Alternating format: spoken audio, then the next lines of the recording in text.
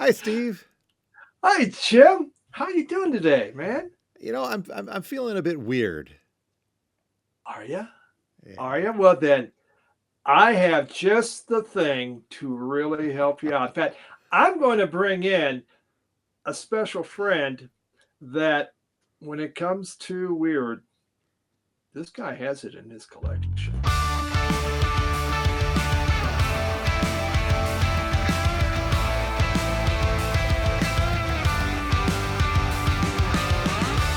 Hello and welcome to Two Guys Talking About Records, but obviously we can't count this week because there's three guys talking about records. But damn it, we are not changing our logo because of that. And we do have a special guest this week, a guy that I have known for quite some time within the vinyl community and have just grown to truly appreciate this person's collection, personality, and everything else he's done in life. Just wonderful. But we'll let him, we'll do our introductions and we'll let him introduce himself. But I am Steve, and I am a record collector that really doesn't have a lot of weird records. My name's Jim, and I own a record store. And I used to have a whole lot of weird records, but kind of purged them over time. And now we've only got a few, but they're pretty weird. I'm Darrell, and I've not had the wisdom to purge those weird records from my collection. Wisdom, you regret it sometimes, and then you go back and say, "Why did I like that?" That's right. Darrell, what is your channel?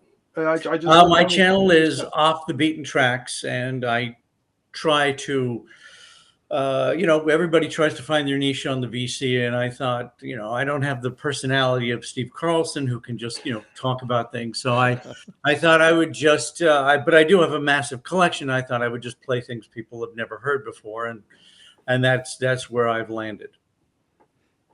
Do you find And that Literally, brings in a lot of interesting folks to view and to comment, especially if you're it's you're very going against the interesting. grain? I'll put up things that I don't personally like, and people will write to me and thank me for this album they have never heard and love it. And I do put up things like I just put up a Ukrainian album on Fridays. I put up literally anything, so that's where some of the weird albums would appear. And I have people thanking me and saying I hadn't heard, Ukrainians or Polish people or whatever, and they said, I this is my music, but I've never heard this, but I love it, and it's all in Polish or Ukrainian. So, but again, I'm trying to enliven people's lives, which I've never managed to do in my own. we all feel much better for it, Darrell. Thank you. That's my marching orders. Well, if you haven't guessed yet, folks, today's episode is going to take us off that beaten track, that beaten spin, the track number A side or B side that's a little bit off, a little bit strange. We'll delve into our collections to talk about some of the weirdness and see what you recognize and see if you can applaud that. Thank you. Thanks for putting that out there. I haven't heard that in a while. But before we get to that, guys, if we could, as we do each and every week here on the show, Steve and I like to cover our most recent pickups and additions to the collection. And I don't know, Darrell, were you extended this invite this morning for recent pickups, or do you have something you'd like to I show do us? have some. If can include me, don't include me. No. You're our guest. Be our guest, as we like to say. So if you got a couple you'd like to show off with the recent ads, even if they're weird, let's dive into those, and then we'll go to Steve and I. I've only got a couple, Steve. I don't know about you. Yeah. Shall I go first? Please do, sir. I picked up Mirth. They're kind of they're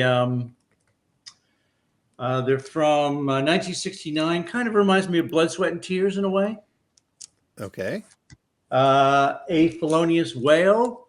They're kind of from Sanford. I think they're from Santa Rosa, and they play kind of Jefferson Airplane kind of thing. Okay. I picked this up. I have a copy of this already. The Hullabaloos. There we go. Yeah, I know it. It was in perfect shape, and it was like $4. And I thought, wow, I can't pass that up. I think Steve put up one of these recently. I got a Camper Van Beethoven EP. Very cool. This cracked me up this morning. This is Lee Stevens, who was one of the original members of Blue Cheer. And after the first two albums, they threw him out of the band for drug use. And I thought, how much drug use could he have done to be thrown out of that band?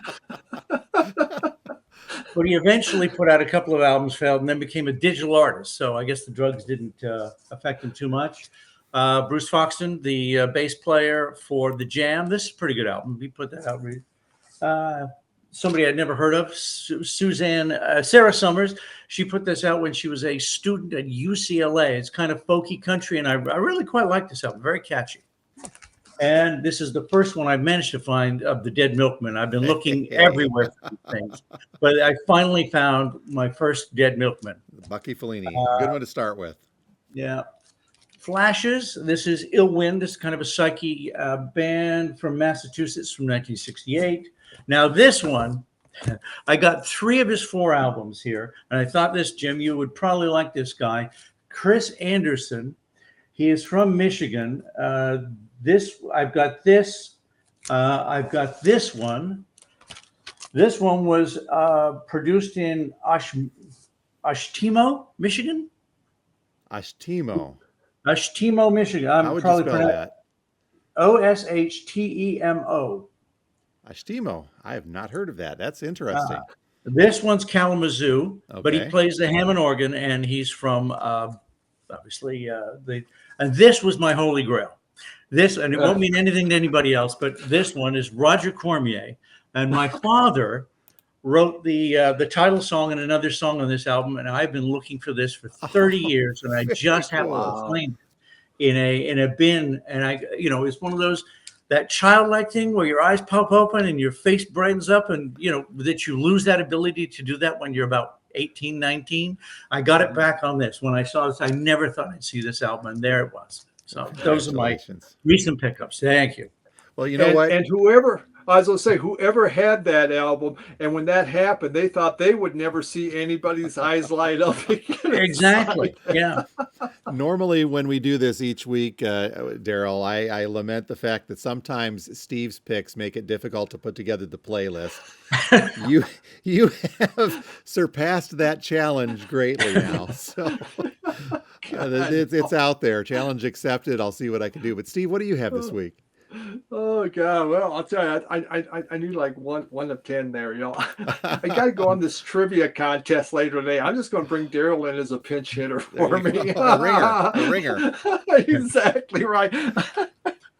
Oh, okay. I will start brand new album by Witch. And yes, we intend to cause havoc. This is called Sogolo, Sogolo.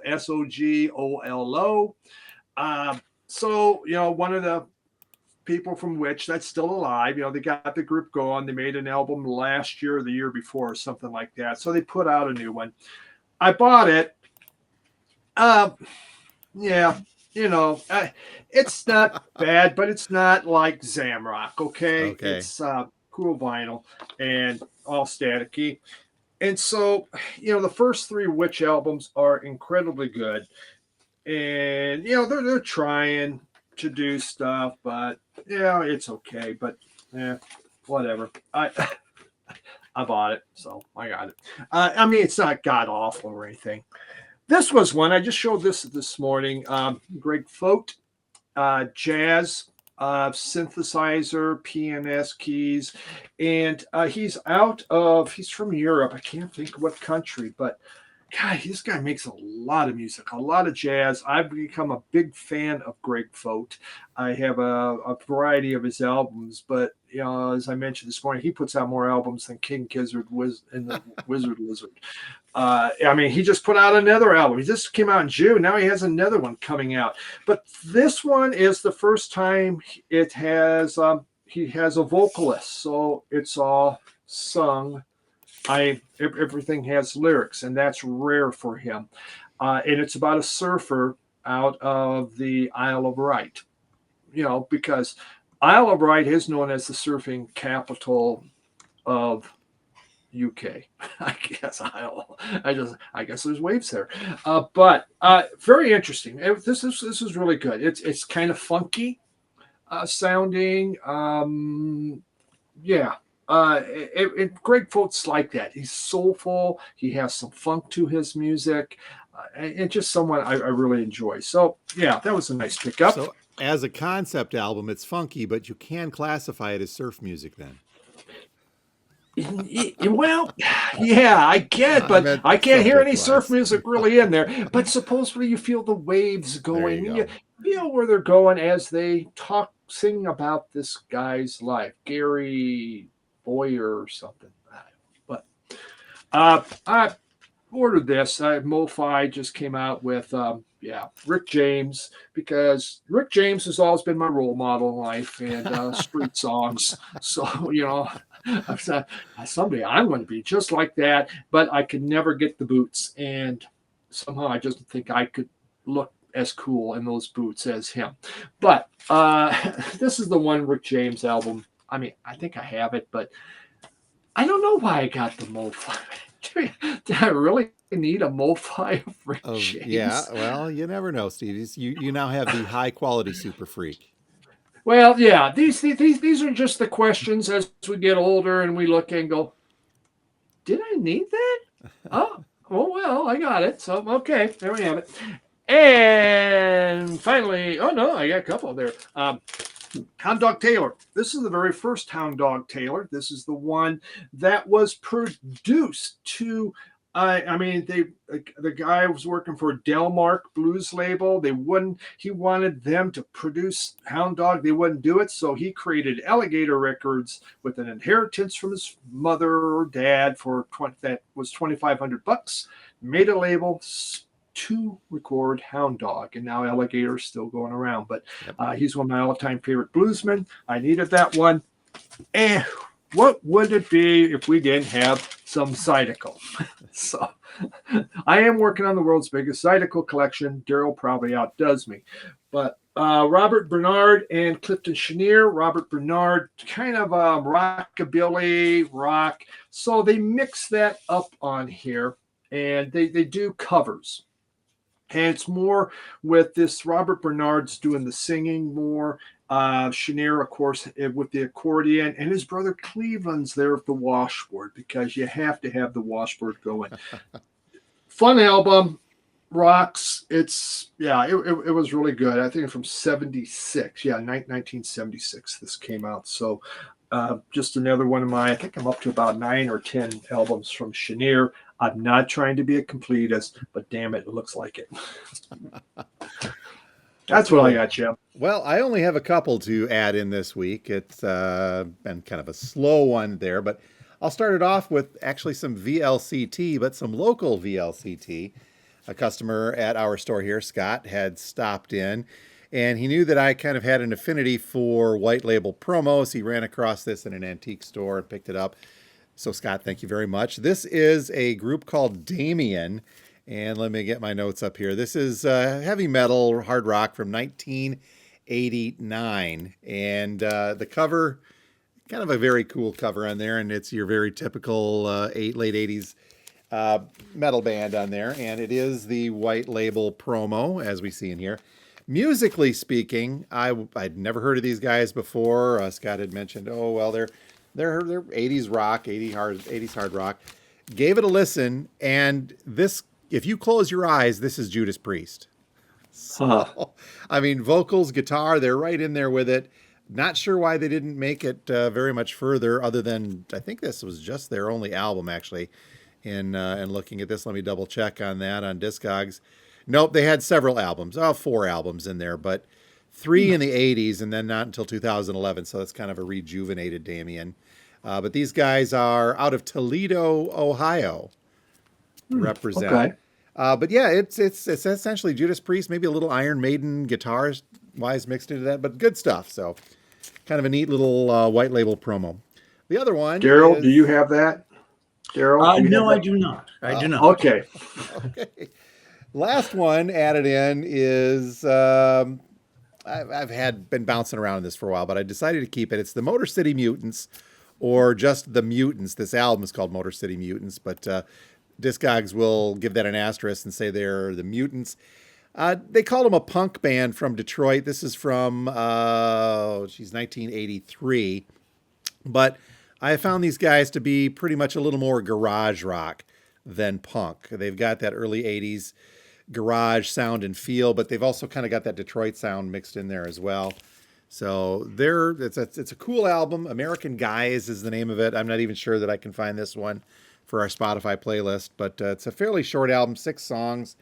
They're all about 3 minutes. There's one of them that's 4 minutes, so you'd almost call this an EP. But yep, Detroit punk / garage from the Motor City Mutants. A cool add to the Michigan collection. Not very weird, though, unfortunately. Oh, man. So as we do each and every week, and again, I think I've got my work cut out here in putting together this playlist. We'll put up a playlist of some of the stuff that we've talked about, as much as I can find, rather, and as well as the stuff that we're going to get to in the weird. This is going to be a tough playlist all the way around because I'm not sure how much of this stuff is going to be Spotify worthy or not. So folks may have to dig out through on their own to seek these out if we can't do it. But look for that link to the playlist in the description of both the YouTube episode and the Spotify episode. You can find that buried down in the description a little bit, and we will get that up there right around the same time as the episode goes live on Sunday evenings. All right. Shall we get weird, sirs? Yeah. Yep. Now, all right, let's start this conversation out with a big disclaimer. And I think, Darrell, you mentioned this as we were getting set up this morning, that when you talk about weird music added into a record collection, you could break it off in one or two ways. You could say, okay, well, the music's weird, or the cover's weird, or ultimately, if you're really looking for it, they're both weird in tandem. You've got all that. But most importantly, I think that, it really comes down to the ear of the beholder. What is weird for me, when Steve brings out tons of Zamrock, some of the weird funk and jazz stuff, that's a little strange to me. Likewise, Steve can't wrap his head around They Might Be Giants from me from time to time as well. And from Darrell, from what I gather from your collection, there's a lot in there that folks would say that's weird, but it can be a very subjective term to use. Yeah, I mean, free jazz to me is weird. I've got a few free jazz things, but I didn't put them in here because it's, I think that's the point of free jazz. I think free jazz that you could listen to and like is probably weird. It's just normally kind of cacophonous. So I didn't go down that route. I tried to go into things that, I think when you have a big collection, you do buy those little things every once in a while that aren't the Doors and Led Zeppelin and things like that, because you run out of those things to buy. So you're always looking for something unusual. I'll start with one, which is this is a Hungarian rock opera based on the life of Stephen the King, who was a saint in Hungary. It's a double album. I just picked this up recently. I haven't listened to this yet, but it will be on one of my Friday shows. And yeah, is it weird? Probably not to Hungarians who like rock opera. I mean, this could be the Tommy of Hungary. I don't know. Budapest, it could be, but that's, to some people that might be odd. And it may be odd to have in my collection. Yeah. Probably not mine, but other people's collection. But I thought that would be a kind of a starting off point of, is it weird? Is it not? Yeah. Jim, I always have accused Darrell of being the Isle of Misfits vinyl. He's the place where they go. You probably wouldn't dive too far into a Hungarian rock. It'd be like the Greek disco that we had a couple of weeks. I've got that down over here still somewhere. Yeah. It's a very fine-tuned audience for something like that. A niche. Yes, one or two people will dig it and say, yeah, man, I'm a completist for Hungarian rock operas. Oh. How about you, Steve? What are you kicking us off with? All right, we'll just kick off. I can't say I've ever listened to it because I can't. I can't do it. But I somehow have this. Someone must have sent to me a chipper. What the chipper at the Sugar Bowl Chip Fisher? I can't listen to it. And I still have it. I'm just waiting for when senility hits in, and I just, whatever, someone will pop that on. I'll probably go, it's the greatest album that's ever been. He has a heck of a nice crew cut. There's a lot of nice people there at the Sugar Bowl, which looks to be like the kids' hangout. But is it weird? I don't know. It could be. For me, it's extremely weird, but I'm not into any of that 50s stuff, and I just can't play it. I can't. I refuse to. So, Darrell, do you have that one? I do not have that one, but I like the cover. All right. Well, there you go. I don't know. Maybe I just ship to Canada. Yeah, we get this whole tariff thing fixed out. Meet him at the border, Steve. Yep. All right. Well, let me kick this off with, I've got one that's a little bit of a conundrum here. And I've actually had some albums from this artist in the store, and I think I do still have a Christmas album. This is a Michigan one, tried and true. Let me pull my plastic off here. This is Fat Bob the Singing Plumber. He is from Michigan. Bob Taylor is his name. He was actually born in Canada, in Leamington, Ontario. Moved to Michigan in 1941, attended high school in East Lansing. And then he joined the Air Force, and while in the Air Force, he took up a little bit of singing here and there. But then when he was out of the Air Force, he got his master plumber's license and then went into that trade. Now, the story goes that he got his big break as a singer by calling into WJR at one point. Let me get to my other window here, because this is I don't want to get this wrong. So Fat Bob. Let's see here. He called into WJR in Detroit in 1965 to host J.P. McCarthy's radio show and sung an aria on air. And was his big break. Now, Fat Bob Taylor went on to be the voice of the national anthem for the Detroit Tigers for many, many years. With his booming voice, he'd go out and sing that. And he's got 3 albums under his name, most of them in the mid-'80s. This one, I think, comes from a little bit earlier, even though it's not dated. And it's got just basically covers on there. Sunrise, Sunset, Yesterday by Lennon and McCartney, Danny Boy, The Impossible Dream is on here, that Old Black Magic, and Old Man River. Mm-hmm. So I've listened to this. Yes, it is. It's basically just good vocal, that 60s vocalist, Sinatra-esque, if you wish, but with the hint of the opera, because this guy has got a bigger, deeper voice. So here's my conundrum on this, guys. This copy that I've had for years is autographed. It's not to me. It's to Larry.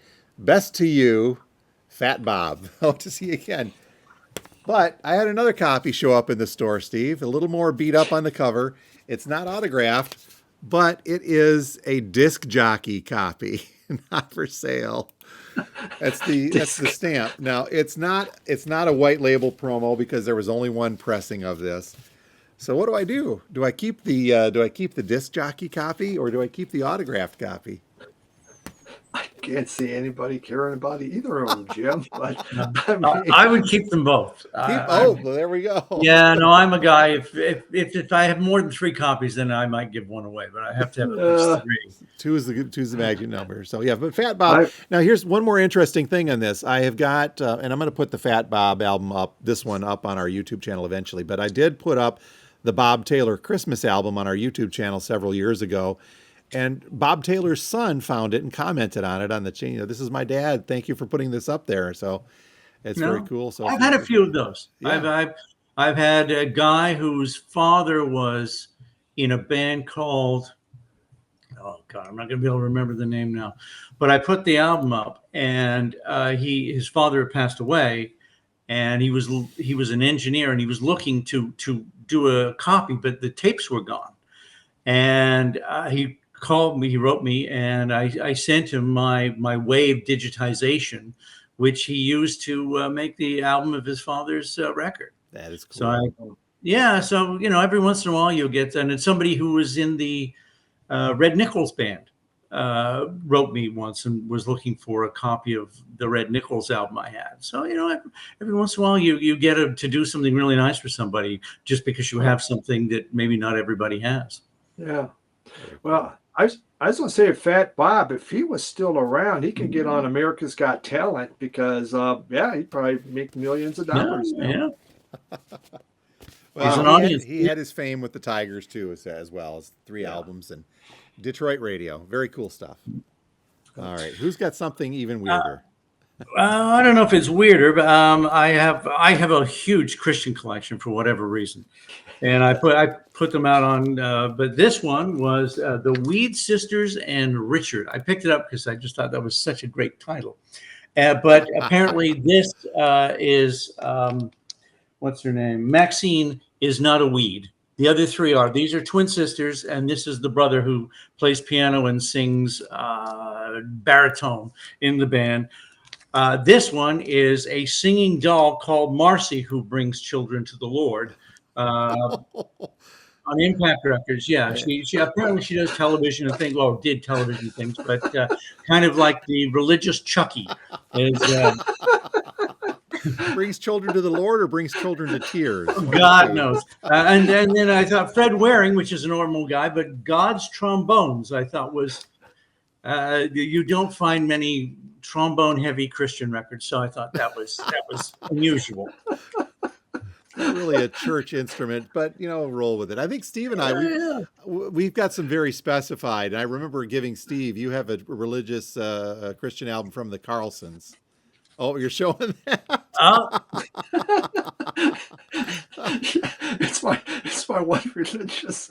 I'm a minister's kid, but I can't do this stuff. I mean, yes, but yes, sir. It's my family album, and we're all really excited to be part of the group. And accordion, 1 accordion, and 2 saxophones, and a lot of god-awful vocals, in prairie dress and pale blue suits. I just don't know what else you can ask for, folks. Well, and I didn't grab mine. I've got it in the back here, but I've got a copy of a Christian album from a group called the Gleasons, and it's the Gleasons Sing. So, I mean, obviously, I might have a Gleasons album. I'm not positive. There we go. Might. Yeah, I have. There were so many families and sisters and brother acts, and there was an amazing amount of that kind of, and you see them with the father and the mother, and then these poor children looking terrified with violins in their hands on the covers and things. I can see the Weed family being very popular in states like Colorado and Michigan right now. The Weed sisters, though one of them's not a sister. Yeah, not a weed. Yeah, she's not a weed. She probably got kicked out for drugs or something. That's fine. That was the Blue Cheer. No, not doing drugs. There you go. Yeah, for not. She didn't do weed. Yeah. What do you have? Anything? What else you got there, Steve? I was going to let you pull your next one. All right. Well, I'm going to go with this one here. I've had this for a little while. Again, because of my radio days, I found this a while ago, and it's "You Can Be a Disc Jockey" or "You Be the Disc Jockey." This is kind of a cool album. It's got commercials and little instructionals on how to do things, and it comes with a script. And so, if I ever want to become a professional disc jockey, again, I could just follow through on this script and play the record at the same time. And there's timed breaks where Bobby Rydell is in here and voice inserted side 1. Let's see if I can do this right here. Well, hi there and welcome to the Your Name Show. We have lots planned for you today. Bobby Rydell and Dee Dee Sharp will be our special guests. And as always, we have plenty of your favorite music to play. So we hope you'll stay right where you are for the next little while. We have the sounds we think you'll want to hear right here on wonderful WBDJ. Wow. So, of course, I had to keep this one because my years as, I don't know as if I'd ever talk like that. I did work for a radio station once before, Steve, where they made you talk like this. And I wasn't thrilled. So, that's fun. I'll put that on once in a while and pretend that I'm 18 again. Yeah. There are a lot of instructional videos. Oh, I mean, yeah. I have shorthand, and I have this one, which teaches you how to clog dance. The weird thing about this one, beyond teaching you to clog dance, is I put this up on one of my shows, and after about a week, it was blocked worldwide. And I'm thinking, Who would look this up to think, oh no, I'm not going to allow you to put that out. That's ruining clog dancing for me. Yes. I've got one quick addendum to that story right now. Steve, you know that on our channel, on the Radio Wasteland channel, I like to put up oddities from time to time. I've got a whole Michigan section, but I put up things that maybe don't exist that I can't find on YouTube, so I'll put them out there. I put up a CBS radio record release from the space flight of Alan B. Shepard, where he was the first U.S. astronaut into space. And this was kind of a CBS radio compilation of the news reports and interviews and such of that. And the entire record started off with the NASA countdown of Shepard's space flight. So I got that all edited and I put that up on YouTube, and it's not public yet because I'm waiting for a copyright dispute. Now, who would copyright dispute something that happened in the early 1960s? Is it NASA? Is it the U.S. government telling us that, no, you can't use that because is it CBS radio and something that should be public domain? It's Cypress Hill. I'm being blocked from putting that up because Cypress Hill used a sample of the countdown from Alan Shepard's spaceflight in a song of theirs, and it blocked it from going out there. So Wow. Stay tuned. Maybe Beverly Cotton was and her clog dancing was used in a rap song somewhere. That's actually quite possible because that's exactly what's happening to me. I am in the midst of a YouTube dispute with that because wow, it's not the Cypress Hill song, whatever it is. It's the countdown itself. Yeah. So we'll see how that goes. I mean, I could put it up and let Cypress, but that's the point of it is I don't want Cypress Hill to profit off of the public domain stuff. So I'll fight it. We'll see what happens. Wow. How's that for weird? Man. Yeah. And speaking of disc jockeys, I got this one just recently. This is Ron Knight, and he was a disc jockey for many years, and he started reading occult books. And he apparently read, according to the back cover, he read like over 100 occult books, and then started talking to experts on the occult and came up with a thing called definite thinking technique. And this is an instructional album of the definite thinking technique. On side one, it gives you actual stories of how the thinking technique improved people's lives. It kept somebody who had a terminal illness alive longer. It helped an underdog with a tough court case, and it led to a bodybuilder into his dream gymnasium in 1 year. Those are, and it's divided in the back on self-improvement, relationships and others, and sexual relations. All can be improved by this record and definite thinking technique. All right. So I've got one. This is not from the personal collection. This is from the store shelves. Mm-hmm. Yeah, I do have by the way, I should mention, I do have a specific shelf that I call Radio Wasteland that is full of these type of things. Lots of self-help, lots of instructionals, but coming off of yours, here is one called Personal Psychology Series, Dynamic Willpower. The cover I don't even remember what this is from. I'd have to look it up. It increases the salesman's will to sell, brings your man face to face with this vital problem, and you can improve your personal magnetism for salespeople. This is from the Douglas H. Broadhead and Associates Publishing Division. Wow. I'm a little concerned on Darrell's though. If they listen to that, is it like making a deal with the devil? Could be. I mean, it wasn't even like he read psychology books to come up with this thing. It was like books on the occult. Exactly. Burn a candle here, dude. Yeah. Wave a chicken over your head. And call me in the morning. Oh, that's scary as hell. All right, I got another one now. 99% of the world will not call this weird. It's just because I'm weird, but I have never played this, and I can't do it. I just can't.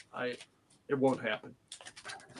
Grease. Oh, come on. I refuse. I'm not. Now, my wife loves this movie. I've never watched it. I've seen snippets of it, and it's like, that's all I need. I don't want to do it. And so I have this if she ever wants to listen to it, which she has yet to listen to a record album. ever. And so I have this, and it sits there. Someone sent it to me, which is very nice. I most appreciate it, but I can't play it. But I Steve, don't. Steve, Grease is the word. Yeah. So I've heard. Yeah, I got a word for it too. I get this. This is one of these. When I grow senile, like Chip, we'll be playing because I just won't know it, and then I'm going to find out. I really, really liked it, and I missed out on 70, 80 All these years of years. super cool music. Yeah. So, yeah. All right. I just don't have, when we were talking before we started, I don't have a lot. When I restarted my collection, it's like, I don't have room for that crap and I don't want it now. But Darrell, you know what? You're saving these albums from obscurity. You're bringing them back out into the public. You're giving these people a chance to once again, if they're still alive, become big. Well, I also have this thing that I've developed where there are albums, and I'll show you one here. This is Bye Bye Birdie. This is by the Etobicoke Collegiate Institute, and this was done in 1966. I have started to, anytime I see these, I pick them up because I figure, how many of these copies would exist now? I mean, what did they make? 500 of these in the day in 1966? And if I didn't take this, it'd end up on a garbage pile, and then it would be gone forever. That's I have the Huntsville High School. This is from, I think, the early 70s. I also have, they used to put out a lot of these church ones. I have a ton of, church recitals and things. This one even has the mass on the back. And it gets to the ridiculous point. I picked this up somewhere. This is the Cohen Bar Mitzvah from Winnipeg. And I thought, if I didn't have this, how many people have, how many people attended this bar mitzvah? How many people kept the record? I have it just because I didn't want it to go into the garbage and be gone forever. You know what? I'm just the guy that would go, yeah, garbage pile, man. So I've got something very similar to that. We also do have a lot of the church groups and the high school groups in Michigan. School. This one I found a while ago, and it not only is it backwards as far as the opening goes, I don't know what they were thinking. It's called Our Hearts Were Young and Gay, and there's no real artist portrayed on here, and these are pasted on pictures. But this comes from an organization called Teenage Musicals Incorporated. Our Hearts Were Young and Gay, and I've kind of narrowed this down to the 70s. But what's interesting is I got looking at this came into the store a couple of years ago, and when I went through the label looking for this, because I knew it was Michigan related, it turns out it's Midland related. The Teenage Musical Incorporated is an organization here in Midland, Michigan that puts on a musical every summer for the teenagers to take part in, the ones that want to do musical theater. And I went through this and I recognized a name on here as another local Midland business owner, a person that runs Camps Music. So I thought this is cool. I've put this up on YouTube, by the way, already. And I was just going to give the album to Midland, see if they need it or if they want it. Because again, like you're saying, Darrell, how many copies of this? Maybe a couple hundred exist. Yeah. They made those from 50 years ago. And yep. It could be the only surviving copy. Yeah. I don't have one of these, but the ones that give me the creeps are the ones, especially from the 50s instructional videos on how to talk to your teen about sex. I have a few of those, yeah. I have one from a guy named Don Loney, I think, who was from Michigan. Yep. Yeah, I've got one of his records. He's got two actually. I think they're over in our section. There's Don Leon Talks to Teenagers, and then Don Leon Talks to Teenagers. Talks Again. I've got Again. I think I might have a Teenagers as well. I might have both of those. You just know the teenagers or mom and dad would bring that home. Oh my God, thank you. Well, I was going to go to Woodstock and do drugs, but Don changed my life. Yeah, one of the titles on it was something like God doesn't change the rules for teenagers. What about when you're talking about some of these, the music on some of them, obviously, Steve, you're not listening to a few that you've just got them. Darrell, you've got a bunch of stuff that probably is not high in your listening list, right? I try and mix it up. Okay. I do listen to quite a few of these, but now again, being a radio guy, and I'll get to Dr. Demento here in a bit.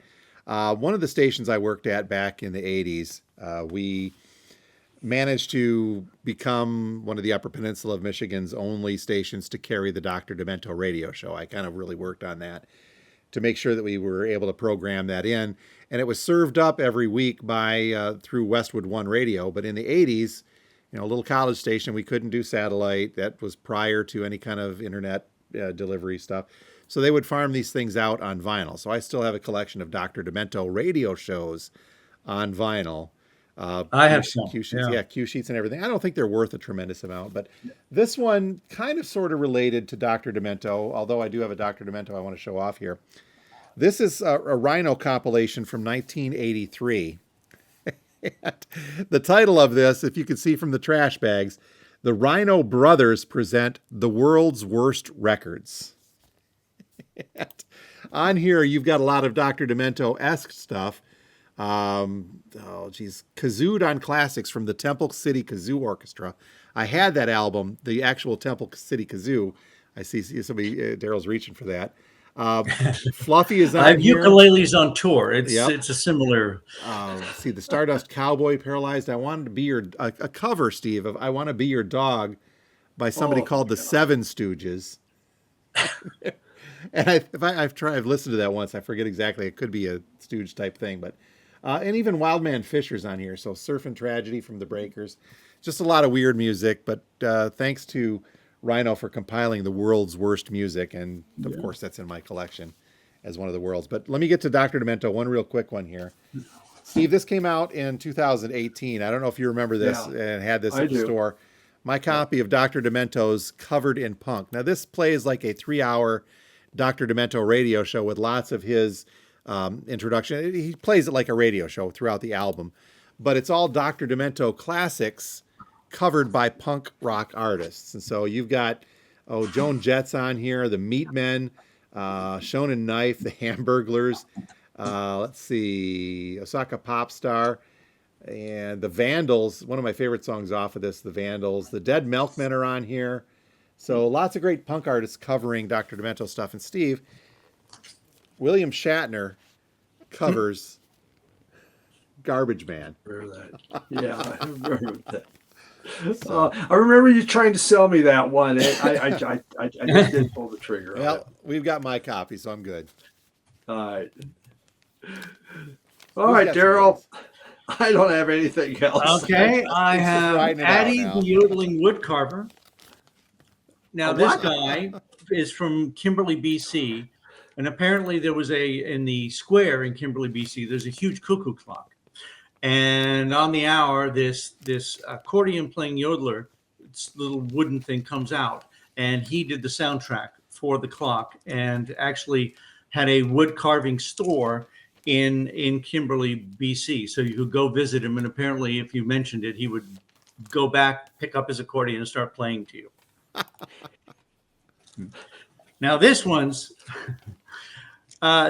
actually started out in radio. This was from the CBC. This was a sportscaster and I think the producer. Do you know this one? I do, yes. Yes, this is supposedly an international farting competition between Lord Windersphere of England and Paul Boomer of Australia. And it was apparently going to be a private recording and somehow got out, and now it's unfortunately I don't have an OG because it was on 78s, but I do. It was on 78, but there are multiple versions of the Great Crepitation Contest, and that does have Canadian origins too, correct? I think. Yes, the CBC radio. Yep, you did say CBC. There's multiple. I've got one buried in the store's stock over there, and then I did have a 10-inch version of that at one point in time that did sell here. Now here's another little side note. The audio from that Great Crepitation Contest, I did upload to our YouTube channel several years ago. A farting contest is the most viewed video on the Radio Wasteland Records. Wow. It's got 17,000 views or something like that. I, The I, I American don't I don't understand how you can keep farting through a whole album and just keep it going. I mean, how much gas do you have to store to keep that rolling? Come on, we've I, heard some of those Rolling Stones albums from the. No, sorry. wow. Wow. Okay, Yeah, I never would have thought that it would be done again and again and again. Hey, don't forget the reel multiple, to reel. multiple. Yeah, there would be multiple Yeah. versions of that out there, and there's some info to be found as far as the origins of that. Yes. So, okay, I got a couple cool ones here. I don't know how far this ventures off. Um, well, let me do this instead, since I talked about covers a little while ago. I don't know if this is weird, but I've got an album from the Hampton String Quartet, and the title is "What If Mozart Had Written or Wrote Born to Be Wild." And so, what you have on here are classical music covers of great classic rock songs. So, Hampton String Quartet doing "White Rabbit," "Stairway to Heaven," "Honky Tonk Women," Stones, "The Doors," "Light My Fire," "Sunshine of Your Love," "Born to Be Wild," and "Good Vibrations." Now, I actually own this on CD when it first came out. I think this was it's 1988. I found an LP version of it a few years back and added that to the collection. Nifty little thing. I'm going back to my radio roots one more time here, guys. I worked for a time when I was in college at Northern Michigan University for the public radio station. I was the morning show engineer and did sportscast and weather for the morning edition shows. And I would be up to me to kind of play bumper music leading in and out of the segments and talking with the local newscaster. So I would sneak stuff like this in all the time because it was public radio and you're supposed to be playing that more upscale stuff. And so in the middle of a morning edition, we get a little break with the Hampton String Quartet. "Come on, baby, light my fire" instrumental. My little rebellion. How's that? Yeah. Okay. Who's Daryl? got some goodies? Well, I've this is my wife wondered whether I should put this one up on the show. This is 2015 Pantaloon Descendo, and the album is called Welcome to Pussydom. It is a Canadian album, and there's a kind of a catchy ballad on here that is comparing the cost, time involved, and desired outcome of oral versus manual stimulation of the male organ. It's the zestier side of the human condition is explored extensively on this album by this man of many eye shades. The zestier side. Yeah. 2015 that was made, huh? 2015, yes. Yeah, I don't know if I don't think he's put out an album since then. Ahead of the curve. Yeah. Let me toss, since we're going a little on the obnoxious side now. Let me toss a couple more. One that I know is in Steve's collection, and he didn't bring out. Is it the one with cats having sex? No, yeah, that's nice and weird too. But no, this one is another Detroit band, another Michigan band, Country Bob and the Blood Farmers, "Going to Hell in a Hat Basket." Of course, this is one of your scarier covers, Steve. I think you remember talking about with that. Yep. But a great cover of Roger Williams' "Dang Me" on here in the punk version. And then also one more Michigan act to kick out. Got a couple albums from these guys. It's the band Snake Out, and they've got another album called "Golly Wobblers from Hell." This is punk, just it's along the lines of the Dead Milkmen-ish type of stuff. But what's cool about this one, this is their live pizza album, and it's the promotional version that was sent out with a poster and inside of a pizza box. So, got a cool copy of that one. There was a guy I was talking to. I had this. It was a group I got from it's called the New Candies. I recently showed them their earlier albums. When they would send it, you would order them. They would just put them into pizza boxes too. You know, it's from Italy. They just get a pizza box, toss them in there, and away they go. The guy says that's just the coolest thing ever. Yeah. It's just yep. All right, Darrell. Well, I thought I'd do one at least that was from a well-known band. And I don't know if you guys know Vanilla Fudge. Yeah. It goes on. This, I listened to this, and the band didn't really have much to do with it. It was the producer. And it's basically Revolution #9 if you extended it to an entire album. It's just mishmash of this and that and the other, and then they play a beat goes on for about 10 seconds, and then they go back into more crazy psychotic bits. And I thought, and this was their second album. I mean, Wow. you spend all that time trying to break it. You get a successful first album, and then your producer puts out something. Carmen Appice, is it? Carmen, And it was yeah, something called Appice. Yep. Appice. Yeah, he on his book in his book he said he hardly ever listens to this album. He said it was an album Spinal Tap would have been wary of making. You called that extension of Revolution #9, and it's almost a cross between the Vanilla Fudge, their hard rock, the blues psych, and Fire Sign Theater, with a lot of spoken. If you think of, I've got a full collection of Fire Sign. I didn't even bother breaking them out for this today because that's in and of itself that kind of 60s comedy. Yeah. But yeah, you intersperse natural sound bites or sound bites from this and weird spoken word stuff into that. Yeah, it's not. And folks get it and they think, oh, it's a cool Vanilla Fudge album, man, and it's just not. There was one where I had one here. They are just in the process next week of reissuing this, and I just kind of had it behind me. This is Giles and Fripp, Robert Fripp from King Crimson, and their Gleeful Insanity. Now, they made a big point about reissuing. This is being reissued, I think, within the next week or so, or they just did. And my descriptions from the distributors went on to mention that the reissue of that cuts out all of the very dated spoken word stuff that intersperses this original album. So I've listened to this once and was just like, well, okay, this is for when, it's like when you listen to Moondog. I've got a Moondog behind me.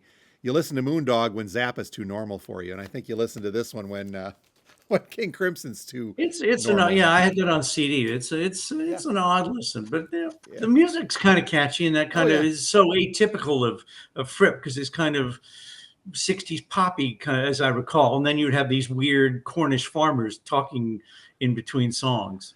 I just find it interesting, though, that they would alter the original concept of the album to make it more music friendly for a 2025 reissue. Yeah, I think they said it originally sold like 900 copies. I mean, it was an unbelievable bomb. Well, and that's why it's probably so costly and rare on the OG side. I'll bet. Yeah. All right. Well, I've got a couple more. Let me toss these in real quick. I've got just one more from the Michigan side. I want to throw this. I should have probably brought this out earlier, guys. This is the Fantastics of Northern Michigan University, a singing group a la Up With People.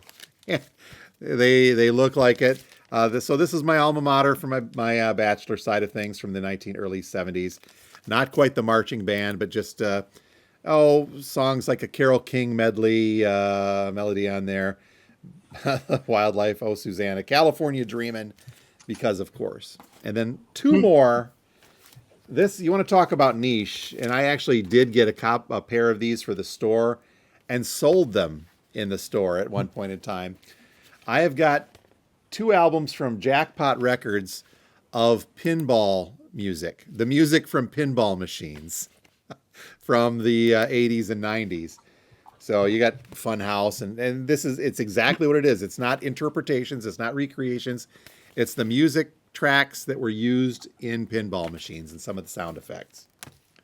2-volume set. A 2-volume, yeah, not just one, but a 2-volume. Yeah. You could have gotten this in a double LP, but I opted for the 2 individual pieces. Yeah, good call. And I have a couple of dozen of they used to have these parade float sized music machines they used to have at fairgrounds, and they used to wheel them through the streets and things, and they were either electric powered, steam powered, or used to hand crank them. And somebody thought that these would be really good to put on albums. And I have a couple of dozen of them, I think, because you get them for free or whatever, and they're in perfect shape because who would listen to them? So they're just absolutely mint. But speaking of competitions, these aren't rare, but this is the Winter National Pomona Drag Championships, and all it is drag races. So you hear the roar of the car, and I suppose maybe they announce the winner of each individual race. But a whole album of drag racing. That would be about as interesting as listening to bowling. There you go. Yeah. For me, at least, this is the greatest bowlers from Stroh's. This is a Michigan album also, and it's basically just a recap of Stroh's bowling tournament. Shades of the Big Lebowski. Exactly. He's listening to, hey man, you're harshing it. So this is something I think that could go on and on and on. And Darrell, it sounds like you've got the collection that would make an eclectic person tremendously jealous as far as bringing those in. But I find it really interesting too that your approach to this is saying these have to remain in existence. I do this a lot when I come across Michigan artists, for example, and the albums are so obscure, they're not in Discogs. So I do the research, I get them in there so that there is some sort of a record of them, no pun intended, but just some sort of these things are preserved for posterity because they were made at one point in time by somebody who cared deeply about the music and or the content that they wanted to create, and it was put on record. So even if there's 200, 300, 500, or even the big one like a Vanilla Fudge, I think it behooves us as lovers and collectors of music to make sure that these things, no matter how obscure or strange or weird, at least are preserved for someone down the line to say this was made. I know that sounds like a cop-out to say this was made, not enjoyed, but made specifically. Yeah.